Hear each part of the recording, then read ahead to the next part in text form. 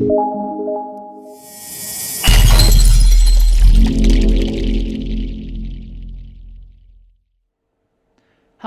I'm Michael Brand, and you're watching How to Lose Money on Analytics, a video series about the pitfalls of advanced analytics, which we, at Otzma Analytics, aim to help you avoid. More about us in the description. In the corporate world, one is constantly bombarded by vendors offering must-have solutions for advanced analytics, most of which, as we've seen in this series, are pure money sinkholes. My corporate experience has been that when you're heading an analytics department, more than 80% of these vendor calls relate to products promising anomaly detection. So while anomaly detection perhaps isn't as headline-grabbing a buzzword as some of the others we've discussed, if you're in a large company, I would rate it as the buzzword most likely to have lost your business money. So what is anomaly detection? And why, when you're asking for it, you are asking for the wrong thing? Technically, anomaly detection, or more specifically, unsupervised anomaly detection, belongs in the field of unsupervised machine learning or of data mining.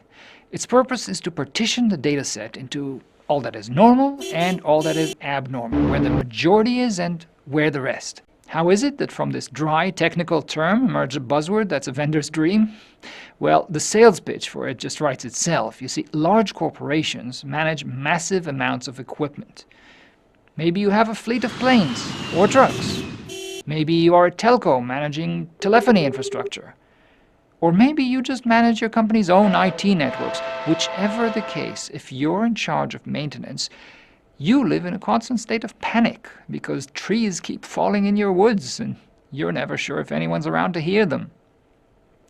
Way back when, this was a case of you versus the eerie silence. You had to trust manual reports to bubble up problems to you. But nowadays, in the age of big data, the problem is the deafening noise. Everything is instrumented. Everything is logged in at any given point in time. Your many dashboards are flashing thousands of red lights. Which do you prioritize? Which can be ignored?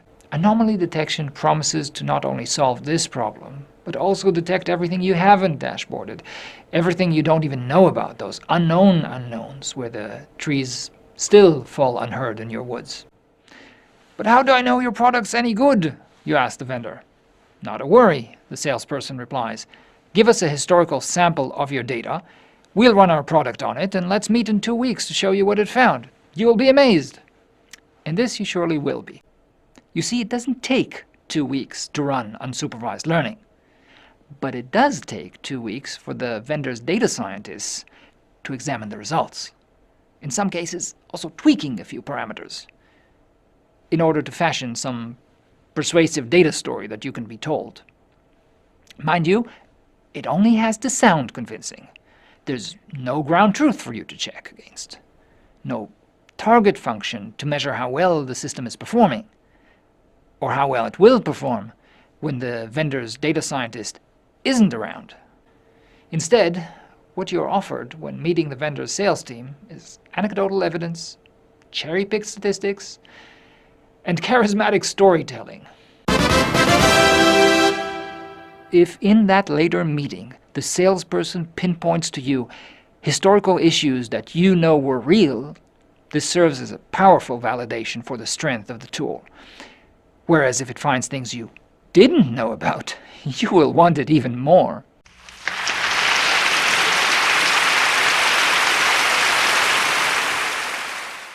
But after the razzle-dazzle ends, is there any chance at all that your anomaly detection product actually delivers on its promise? Sadly, no. Anomaly detection, even in the best of circumstances, isn't what you need because it addresses the wrong problem. You see, anomalies are not faults. Faults are the kind of things you send people out to fix. They are actionable. Anomalies are not. An anomaly is just something that happens rarely. When you're detecting anomalies, you're basically setting a base rate and telling the computer, show me when something happens that doesn't occur more than once in X days. But what X should you choose? Suppose you decide you want to detect occurrences that happen less than once in 100 days. What do you get? Well, you get Christmas, New Year's, Easter, and every other holiday, each of which, whether you're a telco, an airline, or a supply chain company, has its own unique characteristics and implications for your infrastructure. And it's not just about days. If you're managing 10,000 pieces of equipment, one of them will have a 1 in 10,000 behavior at any given moment. So, not every anomaly is a fault.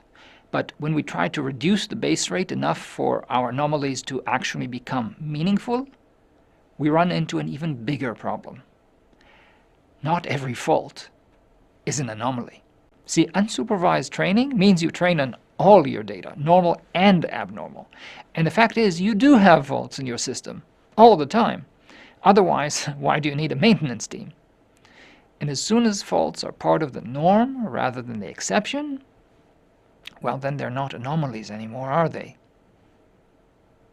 The bottom line is that instead of helping with the main issue you needed them for, reducing the number of dashboards you need to look at, anomaly detection is just yet another dashboard in the mess.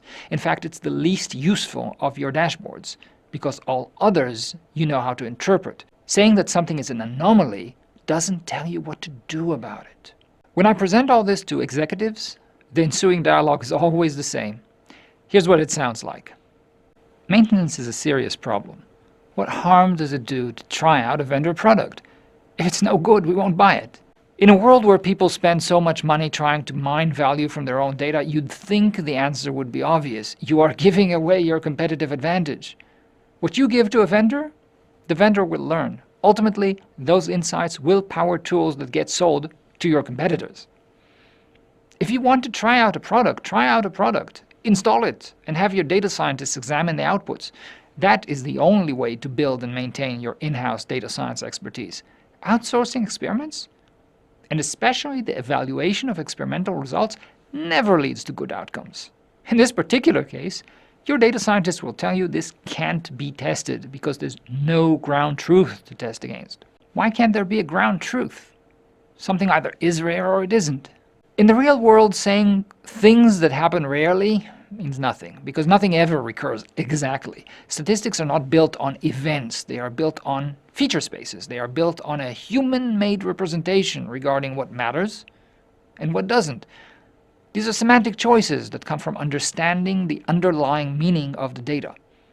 Only once you understand which two events are essentially the same, do you have any chance of answering the question, is this a new event type I'm unfamiliar with? That understanding does not come out of any box. It's a product of company-specific data analysis. But surely, even without ground truth, I can test these algorithms simply by running a few together and seeing if the results match. They won't match. Anyone who has ever done unsupervised machine learning knows it.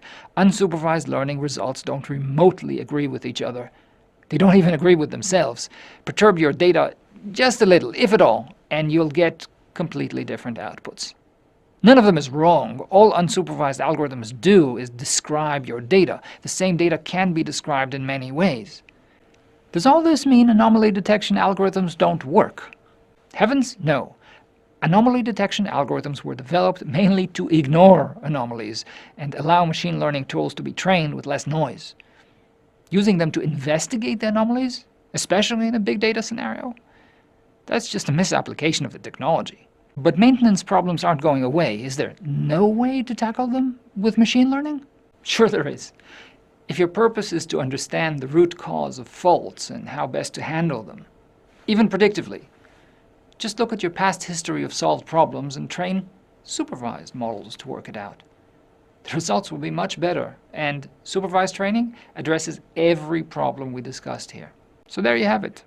Anomaly detection solves the wrong problem, gives away your data advantage, leaves you with yet another dashboard you can't manage, is created by a system whose quality you have no idea of, and worst of all, is easily outdone by run-of-the-mill supervised training. It's the very definition of losing your money on analytics. At Otzma Analytics, we help businesses maximize their value from data by replacing buzz and hype with deep expertise and real knowledge. See the links in the description for how we can help you avoid not just the anomaly detection trap, but also the many other pitfalls of advanced analytics. So, check out the other videos in the How to Lose Money on Analytics series, as well as the rest of the videos in the channel. And don't forget to like, share, and subscribe. Until next time, don't get fooled by lies, damn lies, and statistics.